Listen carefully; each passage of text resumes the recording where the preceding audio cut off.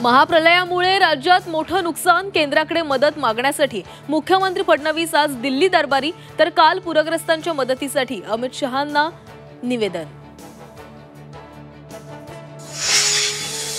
महापुरानं बेहाल मराठवाड्याला सरकारचा मदतीचा हात, निधी शिल्लक नसेल तरीही उणे बजेटमधून तरतूद करण्याचे आदेश, पंचनाम्यानंतर मदत मिळणार।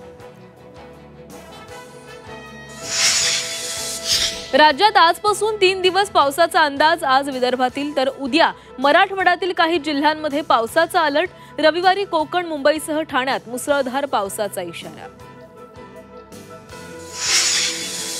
मदतीसाठी पंचांग पाहणार का? धाराशिव दौऱ्यावेळी उद्धव ठाकरेंचा सवाल, तर कर्जमाफी न झाल्यास शेतकऱ्यांसह रस्त्यावर उतरू, उद्धव ठाकरेंचा सरकारला इशारा।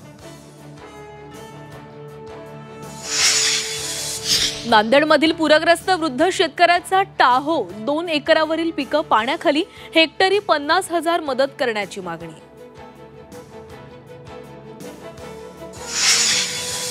जातीपातीचा, नात्या गोत्याचा विचार करू नका, आर्थिक निकषावर आरक्षण मिळालं पाहिजे, अजित पवारांचं मोठं वक्तव्य, तर अजित पवारांच्या भूमिकेशी सहमत नाही, छगन भुजबळांची रोखठोक भूमिका।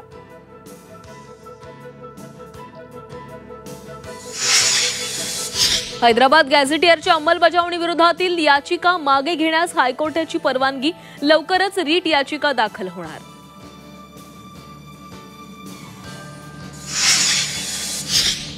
पुणे ड्रग्ज प्रकरणी एकनाथ खडसेंचे जावई प्रांजल खेवलकरला जामीन, 2 महिन्यांनंतर तुरुंगाबाहेर येणार।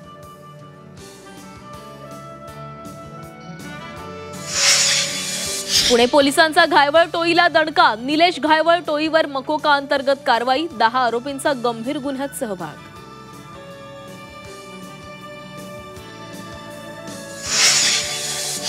पाकिस्तानचा बांगलादेशवर निसटता विजय, आशिया कपच्या इतिहासात 41 वर्षांनंतर पहिल्यांदाच भारत पाकिस्तान फायनलमध्ये, रविवारी महामुकाबला।